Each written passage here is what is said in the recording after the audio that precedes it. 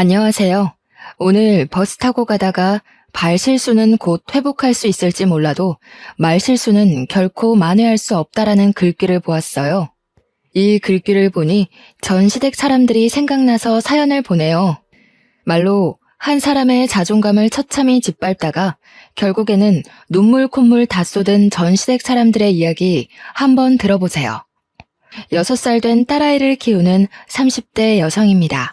저는 어릴 때부터 공부에는 관심이 없고 옷에 관심이 정말 많았어요. 그래서 대학교는 과감히 포기하고 바로 옷 장사를 시작했어요. 처음에는 동대문에 새벽부터 가서 재질 좋고 디자인도 예쁜 옷을 저렴하게 떼와서 프리마켓, 좌판 등을 통해 돈을 모았어요. 그렇게 2년 정도 이리저리 다니며 장사를 하니 가게 하나를 얻을 정도의 돈이 모이더라고요. 그래서 22살 때 가게를 얻어 저만의 옷가게를 열었어요. 처음에는 장사가 잘 되지 않았지만 2번, 3번씩 찾은 손님들에게 양말이나 기본 면 티셔츠도 제공하고 친절하게 인사하니 단골들이 하나둘씩 생기더라고요. 가격도 꽤 저렴한 편이라 입소문이 조금씩 나기 시작하더니 나중에는 한 달에 순이익이 어지간한 중소기업 월급만큼 나왔어요. 그 당시 저는 1년 365일 아침 9시부터 저녁 12시까지 가게의 문을 열어놨어요. 가게에서 먹고 자고 생활하며 제가 눈 떠 있는 시간은 항상 가게의 문을 열어두었죠. 사실 친구들이 대학교에서 MT, OT 등을 가며 술 먹고 소개팅하며 청춘을 즐기는 모습이 부럽기도 했어요. 하지만 정말 친했던 초등학교 동창이 보증금이 없어 전전긍긍할 때 제가 선뜻 빌려줄 수 있을 정도로 경제적으로 여유 있는 저의 모습이 너무 대견스러워 나름 만족하며 시간을 보냈던 것 같아요. 그렇게 일에만 몰두하고 산 지 5년 정도가 흘렀어요. 저희 옷가게 옆에 원래 할아버지가 하시던 빵가게가 있었는데 어느 날 그 빵가게가 문을 닫고 신발가게가 들어오더라고요. 신발가게 오픈한 첫날 신발가게 직원으로 보이는 사람이 시루떡을 들고 왔어요. 안녕하세요. 옆집에 새로 오픈한 신발가게 사장입니다. 앞으로 잘 부탁드립니다. 어머, 사장님이세요? 저는 너무 젊으셔서 직원분이신 줄 알았어요. 저도 잘 부탁드립니다. 저는 신발가게 직원으로 보였던 사장님과 그렇게 첫인사를 나누었어요. 키도 크고 외모도 서글서글하니 사람이 좋아 보였어요. 나이도 저랑 비슷해 보이고 떡을 들고 와 인사를 하는 것을 보니 인성도 좋아 보여서 꽤 호감이 갔던 것 같아요. 그렇게 며칠 동안은 서로 인사만 나누며 지냈어요. 그러다가 한 달 정도 지나자 점점 안부 인사도 묻고 이름과 나이를 알 정도로 친해졌어요. 그의 이름은 이경민이었고 나이는 저보다 4살이 많았어요. 혹시 오늘 시간 되시면 저녁 같이 드실래요? 저녁이요? 네. 이렇게 만난 것도 인연이기도 하고 제가 이래저래 도움 많이 받은 것 같아서 밥 한번 사드리고 싶어서요. 오늘 별일 없으면 조금 일찍 마치고 저녁 먹으러 가요. 경민 씨의 제안이 싫지는 않았고 저도 그날은 조금 쉬고 싶어서 알겠다고 했어요.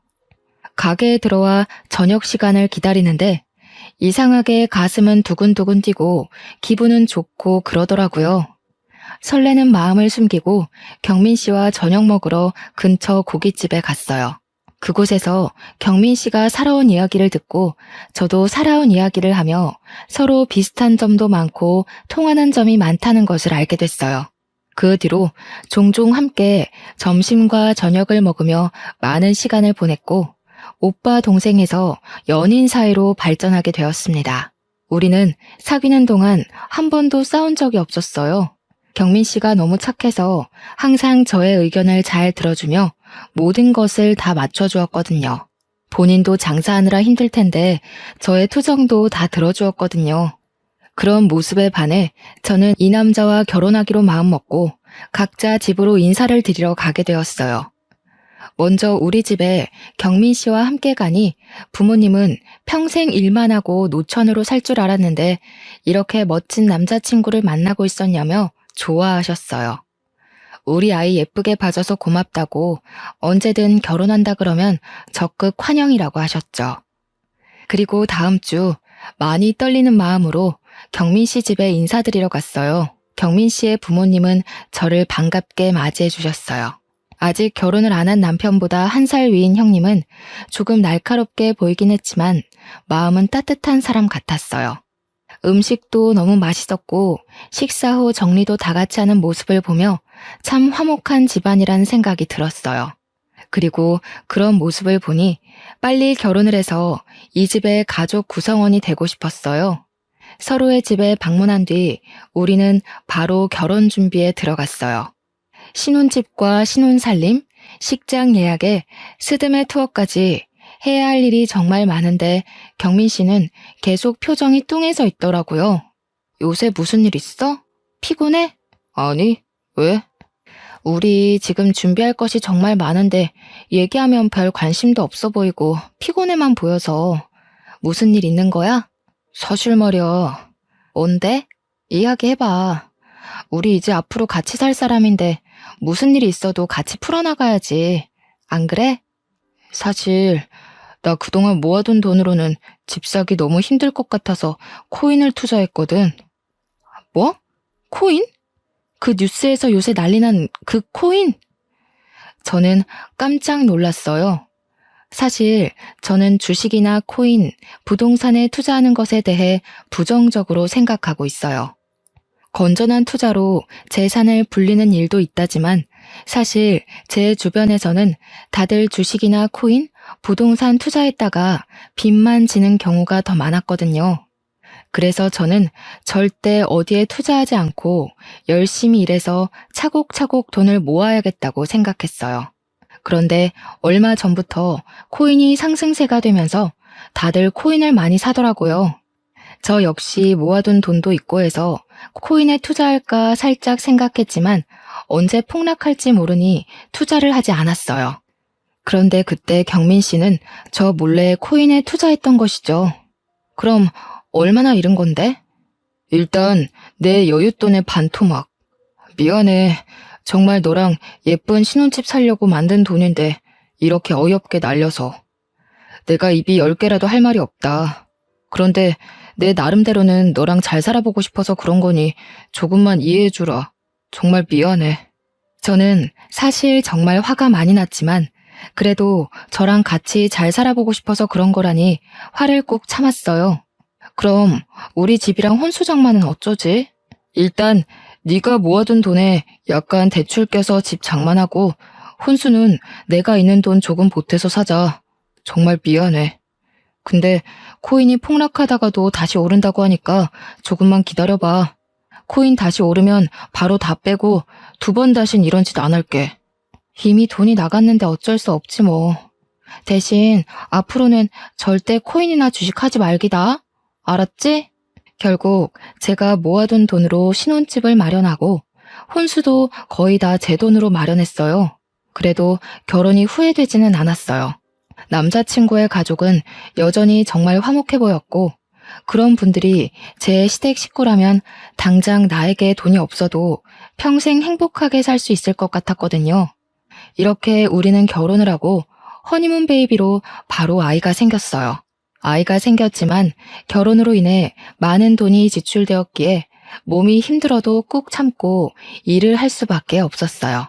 매일 아침 9시부터 저녁 10시까지 가게에서 일하고 일주일에 한 번씩은 의류 도매 매장에 새벽부터 가서 옷을 대량으로 구매해 오곤 했어요. 그렇게 무리를 하니 결국 아이가 유산이 되어버렸어요. 참 마음이 아팠어요. 그깟 돈이 뭐라고. 이렇게까지 몸을 힘들게 혹사해서 내 아이를 잃었나 하는 죄책감과 슬픔이 이루 말할 수가 없었죠. 슬픔에 일도 하기 힘들고 무기력해져서 가게 문도 일찍 닫을 때가 많았어요. 하루는 멍하니 누워있는데 시어머니한테 전화가 왔어요. 나다. 뭐 하고 있어? 집에서 잠깐 쉬고 있었어요. 그래? 하긴 아이 유산도 출산과 똑같다던데 좀 쉬어야지. 근데 너 몸이 너무 약한 것 아니냐? 아니에요. 저 몸 나름 건강한데 옷가게 일을 조금 무리하게 해서 그런가 봐요. 아니, 나 때는 임신 초기부터 막달까지 반 메고 집안일하고 시열은 병시중까지 다 들어도 건강하게 아기 잘 낳았는데 넌 뭐 그깟 가게 일 좀 한다고 그렇게 유산이 되니? 옷가게이지만 물건도 많이 들고 해서 힘들었나 봐요. 그깟 옷 몇 장이 얼마나 무겁다고. 옷보다 우리 아들이 하는 신발이 더 무거우면 무겁지. 말이 되는 소리를 해라. 아무튼 쉬어라. 안 그래도 유산돼서 속상하고 마음이 아픈데 툭툭 내뱉는 시어머니의 말은 저의 가슴을 더욱 후벼 팠어요. 그래도 저만큼이나 시어머니도 손주 잃은 것이 속상하셔서 그런 거겠지 하며 서운한 감정을 꾹꾹 눌렀어요. 그 후 몸을 추스르고 한 달 정도 지나니 다시 아이가 생겼어요. 이번에 생긴 아이는 반드시 지키겠다는 생각에 아침 10시부터 7시까지 줄여서 일하고 옷도 인터넷으로 주문했어요. 두 번 다신 아이를 잃지 않기 위해 최선을 다했죠. 다행히 유산의 위험이 있는 임신 초기를 무사히 넘기고 임신 16주가 되었어요. 아이는 무사히 지켜냈지만 한 가지 힘든 점이 있었어요. 바로 입덧이 너무 심했어요. 저희 옷가게 건너편에 순댓국밥집이 있는데 그 간판만 봐도 토할 것 같았어요. 매일 변기통을 붙잡고 눈물을 흘리며 구역질을 했어요. 우유만 조금 넘길 수 있었죠. 하루는 가게에서 기운 없어서 앉아있는데 시어머니가 오셨어요. 예, 너는 가게 열어놓고 그렇게 죽도 못 먹은 사람 마냥 퀭하게 있으면 되겠니? 사람들이 오다가도 가겠다. 입덧이 너무 심해서요. 지금 우유만 먹고 지내거든요. 참, 너는 유별이다. 나는 애 둘을 낳았는데 입덧 한 번 없었는데 넌 도대체 그깟 임신 한 번 했다고 그렇게 난리니? 제가 냉장고 문만 열어도 구역질을 해서 집에서 뭘 먹지를 못하네요. 그래도 아침에 집 근처 편의점에서 삼각김밥 먹었어요. 예, 너는 남편 아침을 편의점에서 삼각김밥으로 먹여야겠니? 신발 상자 정리하고 하려면 얼마나 힘든데. 안 그래도 힘 많이 써야 하는데 삼각김밥이 뭐야, 삼각김밥이. 죄송해요. 그런데 저도 몸 상태가 요새 이래서 못 챙겨줬네요. 앞으로는 잘 챙길게요. 안 되겠다. 얼른 집에 가서 우리 경민이가 좋아하는 생선 좀 사다 구워 먹여야겠다. 넌 어차피 못 먹지? 우리 경민이는 우리 집에 밥 먹으러 오라고 할 테니 넌 쉬어라. 시어머니는 우유만 먹으며 겨우 버티는 제 걱정은 하나도 하지 않으시고 남편의 밥 걱정만 실컷 하다가 나가셨어요. 그날 밤 시댁에 다녀온 남편의 몸에서 나는 생선구이 냄새가 너무 역하게 느껴졌어요. 남편이 샤워하고 입었던 옷을 다 세탁기에 돌려도 도무지 속이 진정되지 않더라고요. 결국 저는 밤새 화장실에서 변기통을 붙잡고 구역질을 하느라 잠을 한숨도 못 잤답니다. 지독한 입덧은 막달까지 계속되었어요. 그래도 뱃속의 아기는 쑥쑥 잘 자라 무사히 출산했어요. 시부모님도 손주, 그것도 아들이 태어났다고 좋아하셨어요. 아이의 이름은 시부모님의 뜻대로 준혁이라고 짓고 조리원에서 집으로 돌아왔어요. 우리는 준혁이 100일 정도까지 옷가게 문을 닫고 제가 직접 돌보기로 했어요. 아직 목도 가누지 못하는 갓난아기를 어린이집에 보내기도 좀 그렇고 친정은 부모님 두 분 다 일을 하셔서 바쁘시고 시댁은 시어머니께서 집에 계시지만 1시간 정도 되는 거리라서 매일 준혁이를 데리고 왔다 갔다 하기에는 조금 무리가 있었거든요. 그렇게 집에서 준혁이와 시간을 보낸 지 한 달 정도 지났을 때였어요. 이제 슬슬 여보 가게도 문 열어야 하지 않아? 언제까지 문 닫고 있을 수는 없잖아. 그렇긴 하지. 근데 준혁이를 어린이집에 맡길 수도 없고 어디 마땅히 맡길 만한 곳도 없는데 어쩌지? 그래서 말인데 우리 부모님이 지금 사시는 집을 전세로 내놓고 큰 집으로 이사하실 생각이신 것 같던데 이참에 우리 집 근처로 이사 오셔서 준혁이를 봐주시는 건 어떨까? 뭐 같이 살자는 것도 아니고 준혁이를 봐주시면 나야 감사하지. 솔직히 나도 이제 가게에 나가긴 해야 하는데 준혁이 맡길 만한 곳도 없고 걱정되긴 했거든. 그치? 아무래도 잘 모르는 어린이집에 맡기는 것보다는 우리 엄마한테 준혁이를 맡기는 편이 더 낫잖아. 맞아. 근데 우리 집 근처에 시아버지, 시어머니, 형님까지 다 사실 수 있는 넓은 평수가 있어. 마침 건너편 아파트에 평수 넓은 집이 급매로 나왔더라고. 그럼 엄마한테 전화해서 거기로 알아보라고 해야겠다. 남편은 곧장 시어머니께 전화를 걸어 급매로 나온 아파트를 알려주었고, 다음 달 시부모님과 형님은 우리 집 건너편 아파트로 이사를 오셨어요. 일주일 뒤 준혁이를 맡기고 저도 오랜만에 옷가게 문을 열었어요. 거의 석 달 가까이 가게 문을 열지 못했더니 가게 구석구석 먼지가 뽀얗게 쌓여 있었어요. 당장 내일부터 장사를 시작하기 위해 청소를 하고 가게를 정리했어요. 금방 끝날 수 있을 줄 알았지만 너무 오랜만에 가게 문을 열어서인지 청소하고 정리해야 할 것이 산더미였어요. 쉬지 않고 온종일 움직였지만 오후 5시가 되도록 정리가 아직도 덜 되어 있었어요. 이걸 언제 다 하나 싶어 한숨을 푹푹 쉬고 있는데 시어머니한테 전화가 왔어요. 어미야, 오늘 언제 마치냐? 너무 오랜만에 가게 문을 열어서 정리할 것이 많아요. 조금 늦을 것 같은데요. 그냥 적당히 하고 빨리 와라. 준혁이는 왜 이렇게 울어댄다니? 준혁이가 많이 울었어요? 아무래도 집이 낯설어서 그런가 봐요. 우리 경민이는 아기 때 모유 먹이고 기저귀만 갈아주면 한 번도 울지를 않았는데 얘는 도대체 누굴 닮아서 이렇게 빽빽 울어대는지. 아무튼 빨리 들어와라. 경민이는 걱정하니까 말하지 말고. 시어머니와의 전화를 마치고 종일 울었다는 준혁이가 걱정돼 도무지 일이 손에 잡히지 않았어요. 저는 대충 일을 마무리하고 바로 옆 남편 가게로 넘어갔어요. 준혁이가 많이 온다고 전화가 와서 오늘은 일찍 먼저 들어가 봐야 할 것 같다고 말한 뒤 바로 시댁으로 향했어요. 시댁에 가니 준혁이는 잠들어 있었어요. 준혁이 얘는 널 닮아서 그런가? 정말 유별나게 울더라. 어찌나 시끄럽던지. 많이 힘드셨죠. 아기 보는 게 쉬운 일이 아닌데. 알긴 아는구나. 아, 그리고 내가 경민이한테 말하지 말랬는데 그새 왜 말했니? 경민 씨가 준혁이 아빠인데 알고 있어야죠. 가게가 바로 옆이라서 제가 문 닫고 가는 거 뻔히 다 아는데 굳이 둘러댈 이유도 없잖아요. 그래도 밖에서 일하는데 걱정되게 왜 그런 얘기를 하니? 너는 참 생각도 없다. 그냥 너 몸 힘들어서 오늘 빨리 문 닫는다고 말하고 오면 되지. 다음부터 이런 일 있으면 경민이한테는 말하지 말고 와. 알겠니?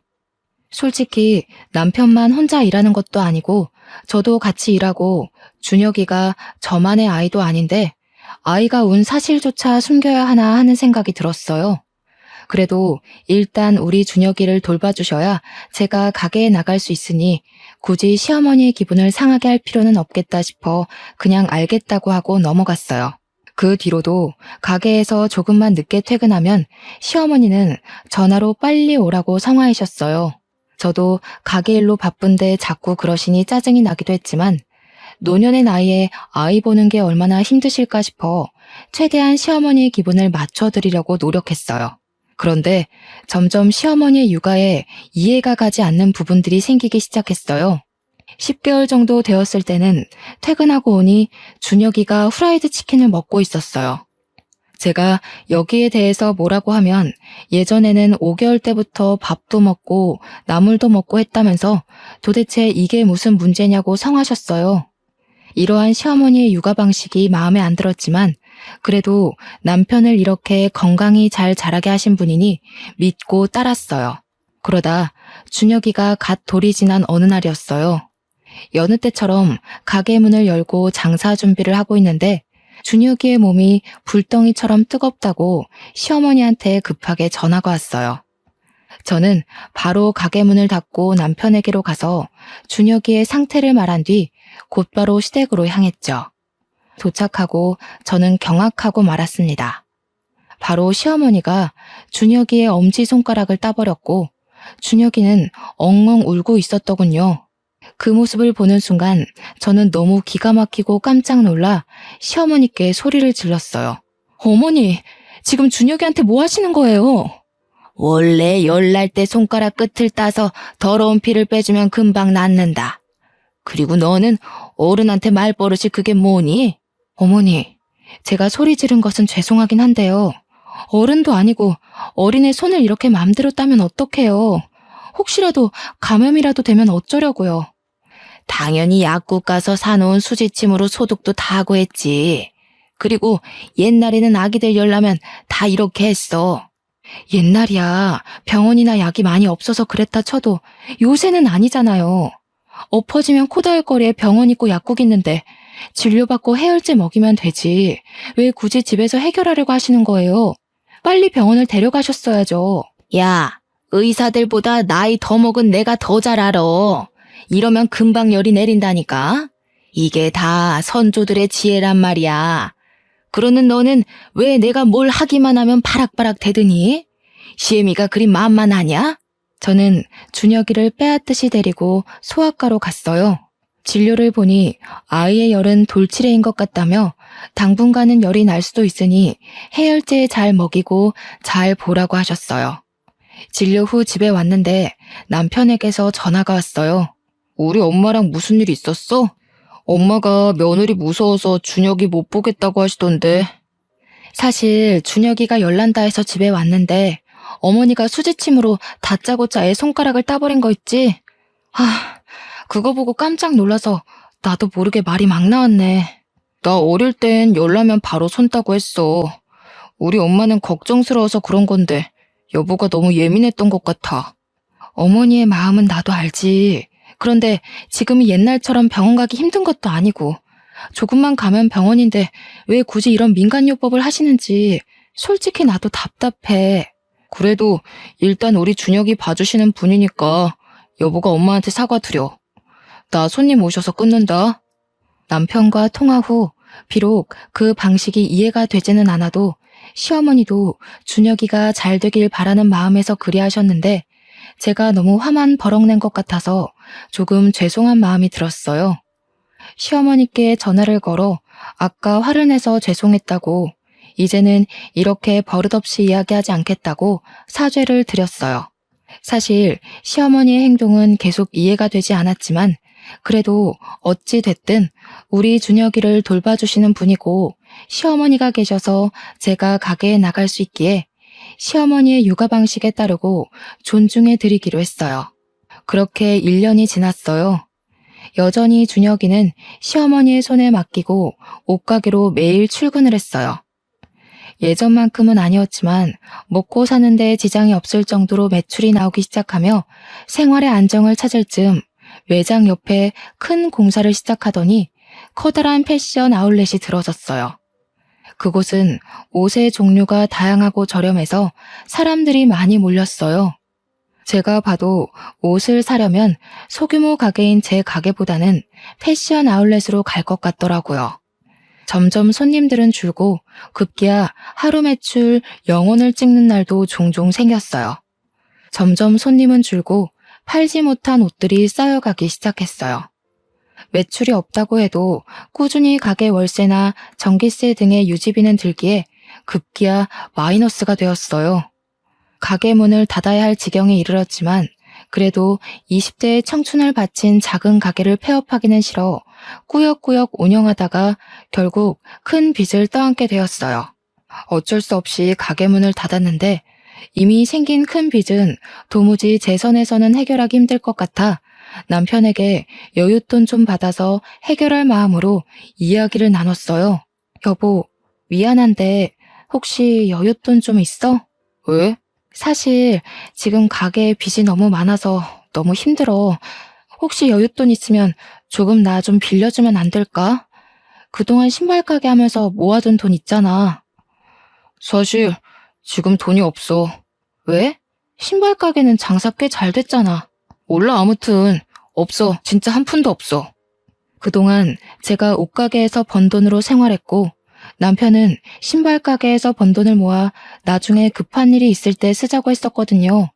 그런데 생활비 한 푼 주지 않았으면서 돈이 한 푼도 없다는 게 조금 이상했어요. 설마 결혼 전처럼 또 코인이나 주식에 투자한 것은 아닌지 불길한 예감이 들었죠. 그래서 남편이 씻고 있을 때 몰래 핸드폰을 확인해 보니 아니나 다를까 코인에 또 거액의 투자를 한 것이 아니겠어요. 역시 예전처럼 투자한 금액이 반토막이 나 있는 상태였어요. 여보, 이게 뭐야? 또 코인에 투자한 거야? 옷가게 적자라서 돈 좀 굴려볼까 해서 그랬다. 아니, 결혼 전에도 그렇게 잃어놓고 또 코인에 돈을 넣어버리면 어떡해. 또 돈 잃었잖아. 지금 옷가게 빚만 갚아주면 되지. 내가 어떻게든 해결할게. 그리고 코인으로 반토막 난 것도 반드시 원상복구할 거야. 그니까 성질 좀 내지 마. 아우 귀찮아. 남편은 바로 시어머니께 전화해서 옷가게의 상황을 다 말씀드렸어요. 다행히 시어머니 아버지께서 돌아가시면서 남겨둔 유산이 있어 그곳으로 저의 빚을 다 갚을 수 있었어요. 시어머니의 도움으로 무사히 빚을 다 청산하긴 했지만 사업 실패로 인한 상처가 너무 커 무엇을 다시 시작하기가 겁이 났어요. 남편도 당분간은 집에서 준혁이 키우는 데만 전념했으면 좋겠다고 해서 집에 있는데 시어머니와 형님이 집에 찾아오셨어요. 가게 망하고 어떻게 지내고 있나 해서 와봤어. 생각보다는 좋아 보이네? 네, 그런데 평생 일만 하고 살아서 그런가 집에만 있으려니 답답하네요. 어머, 그런데 이 백은 뭐야? 이거 그 한정판 아니야? 꽤 값이 나갈 텐데. 그거 초등학교 동창이 결혼할 때 선물로 사준 거예요. 친구가? 친구가 왜 이런 비싼 백을 선물해줘? 22살 때 그 친구가 생활이 너무 힘들어서 돈을 조금 보태줬거든요. 그때 너무 고마웠다고 결혼 선물로 이 백을 선물로 주더라고요. 아까 가게에서 보니까 우리 경민이는 구멍난 가방 메고 다니던데. 올케는 참 좋은 백 있네? 형님, 안 그래도 경민 씨 가방에 구멍 나서 제가 말했더니 쓰던 가방이 편하다고 굳이 그 가방을 메고 가겠다더라고요. 이 백, 명품 백이니까 팔아서 현금을 만드는 게 좋지 않겠어? 지금 생활비도 모자라는데 이딴 백이 무슨 소용이야? 어머니, 그래도 이건 제 동창이 감사의 의미로 선물을 준 건데 이걸 어떻게 팔아요? 안 돼요. 남편이 밖에서 힘들게 번 돈 잘 모으고 아껴서 불릴 생각을 해야지. 어떻게 너는 네 마음대로만 생각하니? 참 너 생각이 없다. 어머니, 남편이 힘들게 버는 것 옆에서 항상 지켜봐서 저도 열심히 아끼며 생활하고 있어요. 그래, 허튼 곳에 돈 쓰지 말고 꼭 아껴. 내가 한 번은 빚 갚아줘도 두 번은 못 갚아준다. 옳게, 진짜 이런 시어머니가 어딨어? 이제 다른 일 벌리지 말고 그냥 조용히 집에 있어. 알겠지? 시어머니와 형님은 저의 빚을 갚아준 것을 들먹이며 제 속을 마구 헤집어 놓았어요. 사실 정말 화가 났지만 뭐라 할 수가 없었어요. 어찌되었건 저의 빚을 갚아주신 건 시어머니셨으니까요. 그날 뒤로 시어머니는 혈압약을 받으러 갈 때마다 저를 부르셨어요. 혼자서는 힘들어서 못 가니 병원에 좀 데려다 달라고요. 병원에서 오는 길에는 제 옷가게가 망해서 우리 아들이 빚더미에 앉았던 거 생각하니 속이 상해서 고혈압이 온 것 같다며 시어머니의 병이 꼭 다 제 탓인 것처럼 말씀하셨어요. 전 억울한 면이 있기는 했지만 그래도 시어머니의 돈으로 빚을 해결했기에 뭐라 딱히 반박할 말이 없었어요. 유난히도 더웠던 지난 여름에는 집에 있는데 시어머니께서 집으로 오라고 전화가 왔어요. 준혁이를 데리고 시댁에 가니 오늘 시어머니 지인들과 친목 모임을 집에서 하는데 마침 복날이니 삼계탕 만드는 것을 도와달라고 하시는 것이 아니겠어요? 부엌에 가보니 닭과 재료만 사다 놓고 손질이 하나도 되어 있지 않더라고요. 저는 그 무더위에 땀 뻘뻘 흘리며 혼자 삼계탕 10인분을 만들고 집에 왔어요. 퇴근한 남편한테 오늘 이런 일이 있었다고 말하니 너는 집에 있는데 엄마 친구들에게 삼계탕 하나 끓이는 게 뭐가 힘드냐며 오히려 타박이더라고요. 이럴 때 빈말이라도 이렇게 더운데 고생했다고 말해주면 얼마나 좋을까 싶어 섭섭한 마음에 눈물만 흘리다가 잠이 들었어요. 다음날 밤새 잠을 설치다가 늦잠을 자고 있는데 아침부터 시어머니한테 전화가 오더라고요. 어제 삼계탕 먹고 설거지거리가 잔뜩 쌓여있는데 허리가 아프시다며 와서 설거지 좀 해달라고요. 전날 울어서 그런지 머리가 깨질 듯이 아파서 죄송하지만 오늘 머리가 아파서 못 가겠다고 했더니 젊은 애가 무슨 맨날 아프냐며 내가 너 빚만 안 갚아줬어도 그냥 좋은 데 가서 맛있는 음식 대접했을 텐데 너 빚 갚느라 어제 집에서 허접스러운 음식 대접했다면서 막 쏘아붙이시는 거예요. 저는 또 바보같이 시어머니의 그런 모진 말들을 다 듣고도 아무 말도 할 수가 없었네요. 어찌되었건 시어머니의 돈으로 급한 빚을 해결했으니까요. 그 뒤로도 시어머니의 부르심은 거의 매일같이 계속되었어요. 사소한 집안일부터 잡다한 심부름까지 거의 모든 일을 다 저에게 시키셨어요. 그리고 일이 마쳐질 때쯤이면 내가 너의 빚을 갚아줘서 돈이 없다는 식으로 말씀하시며 안 그래도 사업 실패를 얻은 상처에 모진말이라는 소금을 팍팍 뿌리셔서 제 속은 만신창이가 되었어요. 남편을 붙잡고 울고 몇 번이나 이야기해 보았지만 남편은 항상 시어머니 편이었어요. 그래도 우리 엄마가 빚을 다 갚아주지 않았느냐며 제가 정말 미웠으면 선뜻 돈을 주시지도 않았을 것이라고 하나뿐인 며느리가 잘 풀리지 않는 모습이 답답해서 그러는 것이라는 말도 안 되는 얘기만 앵무새처럼 반복했어요. 이런 이야기 친정에 말하기도 부끄럽고 지인에게 말하기도 제 얼굴에 침 뱉기인 꼴이라 그냥 준혁이 하나 보고 화가 치밀어 오르는 것도 꾹 참고 살아왔어요. 그러다가 명절이 되었어요.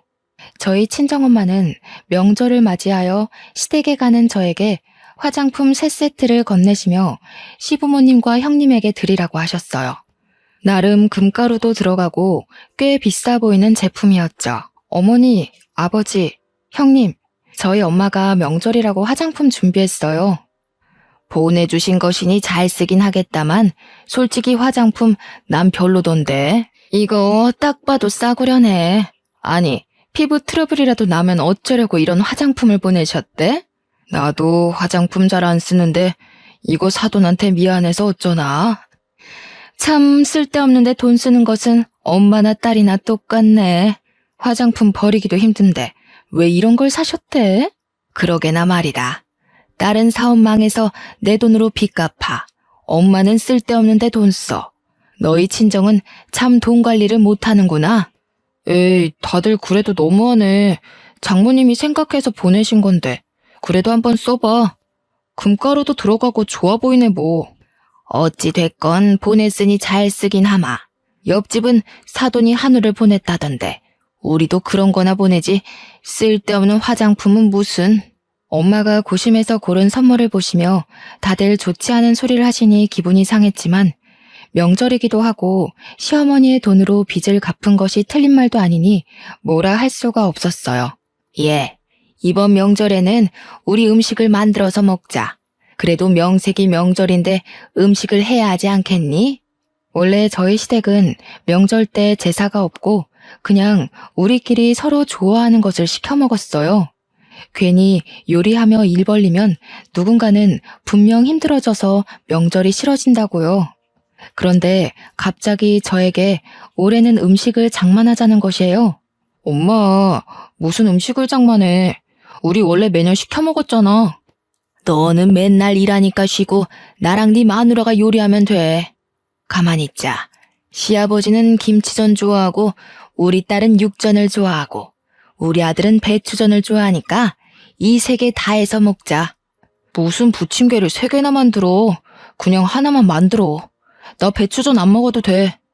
나 옛날에는 부침개 10종류나 만들고 그랬어. 3종류는 뭐 일도 아니지. 너 설마 네 마누라 고생할까봐 그러는 거냐? 내가 네 마누라 빚도 다 갚아줬는데 이 정도도 못 시켜? 옳게. 설마 이번 명절 때 음식 장만시킨다고 속으로 우리 욕하는 거 아니지? 아니에요. 다 같이 먹을 음식 장만하면 좋죠 뭐. 남들이 먹는 것도 아니고 가족들이 먹는 것인데요. 그치? 내 친구들은 명절 일주일 전부터 불려가서 같이 장 보고 한다더라. 우리 엄마는 그런 건 없잖아. 올케는 정말 행복한 줄 알아. 처음에는 다 같이 모여 음식을 준비했는데 막상 부침개를 부칠 때가 되니 하나둘 이리저리 핑계를 대며 빠지더라고요. 결국에는 저 혼자 부침개를 부치게 되었어요. 허리를 펴지도 못하며 부침개를 부치는데 엄마한테 전화가 왔어요. 부엌에서 밖이 뭔가 조금 그래서 핸드폰을 들고 작은 방으로 들어갔어요. 시댁은 잘 도착했니?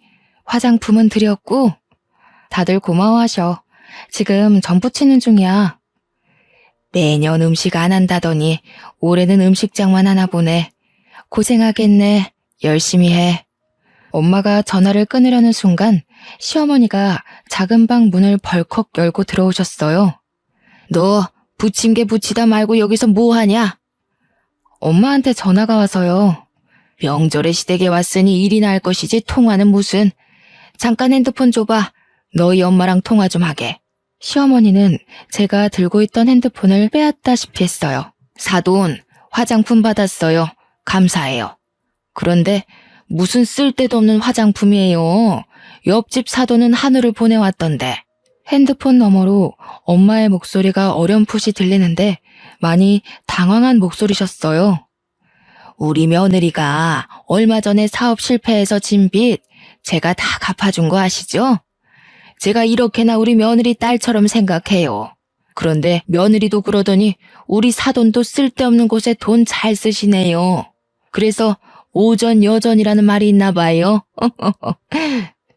시어머니는 아주 상냥한 말투로 저희 엄마의 선물을 비꼬는데 정말 속에서 천불이 나더라고요.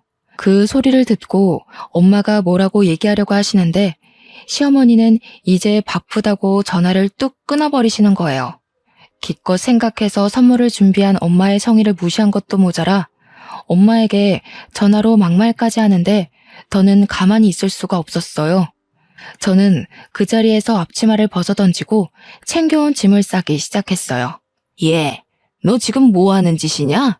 어머니, 방금 선 크게 넘으셨어요. 아무리 그래도 저희 엄마한테 그런 식으로 말씀하시는 건 아니죠. 내가 뭘 어쨌다고 그러니? 시어머니와 저의 말다툼이 시작되자 무슨 일인가 싶어 온 가족이 작은 방으로 왔어요. 남편은 저를 말리고 형님은 시어머니를 말렸지만 이미 화가 머리 끝까지 난 저는 눈이 뒤집혀 뒤에서 뭐라고 하든 말든 짐을 챙기고 준혁이를 데리고 나와 바로 친정으로 향했어요. 부모님께 그간의 상황을 다 말씀드리니 눈물을 흘리시며 저와 준혁이를 안타까워하셨어요. 그 모습을 보며 돈을 어떻게든 벌어서 바보처럼 당하고 살지 말아야겠다고 생각했어요. 그런데 준혁이는 아직 어리고 어린이집은 대기가 길어서 당장 보낼 수가 없었어요. 무엇을 하며 돈을 벌 수 있을까 고민하다가 예전에 우연히 유튜브에서 인터넷 쇼핑몰로 크게 성공한 사람의 사연이 생각났어요. 옷가게가 망하면서 팔지 못한 옷들도 있고 오랜 시간 옷가게를 하며 원단 좋은 옷들만 취급하는 정직한 거래처도 많이 알고 있으니 할 수 있을 것 같더라고요. 명절이 끝나고 집에 오자마자 인터넷으로 자료를 찾으며 인터넷 쇼핑몰을 오픈하고 집 근처에 생긴 저렴한 오피스텔을 얻었어요. 그곳에서 재고로 쌓인 옷들을 하나씩 촬영해서 쇼핑몰에 등록하고 제품이 팔리기를 기대했죠. 원래 옷가게 단골이었던 손님들에게 쇼핑몰도 알려주고 여기저기 인터넷 카페에서 광고도 했더니 슬슬 매출이 오르기 시작했어요. 인터넷 쇼핑몰은 가게를 했을 때보다 운영비가 훨씬 적게 들어서 같은 제품을 팔아도 순이익이 더 많이 남았어요. 또 무엇보다 오피스텔에서 저 혼자 준혁이를 보며 편하게 일을 할 수가 있어서 좋았어요. 남편은 집에서 애나 보지 또 무슨 인터넷 쇼핑몰을 하냐며 뭐라 하였지만 시어머니의 말도 안 되는 폭언에 하나도 도움이 되지 않는 남편의 모습을 보며 이미 정이 떨어져 뭐라고 하든 말든 저는 준혁이를 데리고 매일 오피스텔로 가서 일도 하고 아이를 키웠어요. 그 결과 몇 개월 만에 아이와 제가 충분히 먹고 살 만큼의 돈을 벌게 되었어요. 인터넷 쇼핑몰로 대박을 치던 중 형님의 결혼 소식이 들렸어요. 남편은 쇼핑몰이 잘 되고 있다는 사실을 알고 축의금을 넉넉히 하자고 하더군요. 저는 이전에 시어머니한테 진 빚만큼의 액수를 형님의 계좌에 이체하고 시댁으로 당당히 갔어요. 아이고, 우리 며느님 오셨어요. 그동안 돈 버느라 정말 고생 많았다.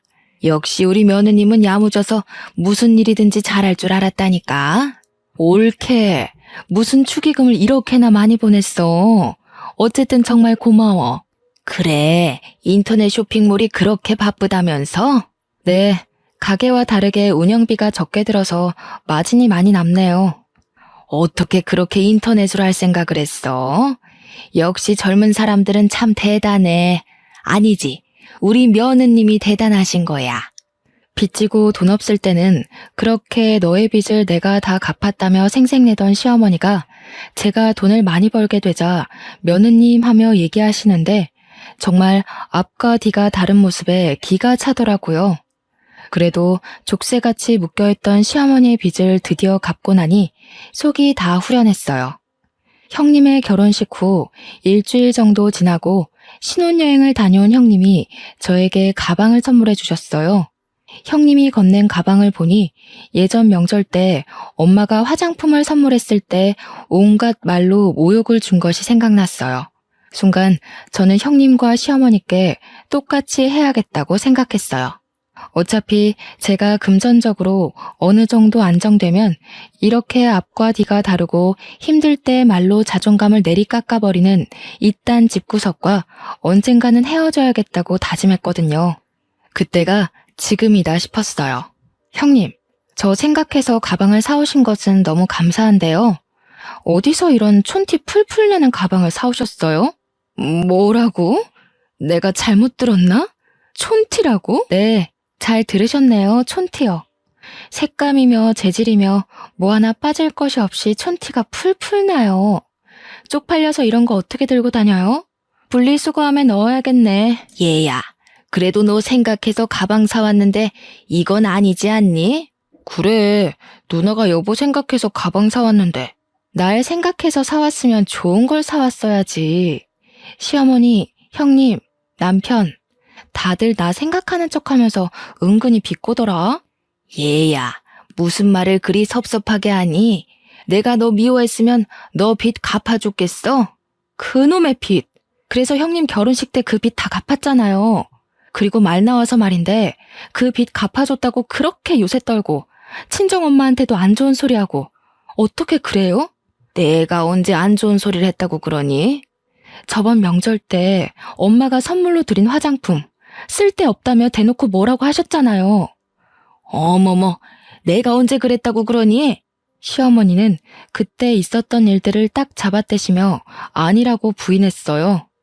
저와 시어머니가 서로 큰 소리로 싸우고 있을 때 남편은 이러지도 저러지도 못하고 가운데에 서서 저와 시어머니 눈치만 보고 있더라고요. 더는 이런 인성을 가진 집안 사람들과 어울리며 준혁이를 키우지 못하겠다고 생각했어요. 그래서 저는 그 자리에서 이혼하겠다고 선언했고 결국 우리는 이혼을 하게 되었어요. 물론 양육권은 제가 가지고요. 그 뒤로 저의 인터넷 쇼핑몰은 어른 옷뿐 아니라 아이 옷도 같이 팔면서 더 키웠어요.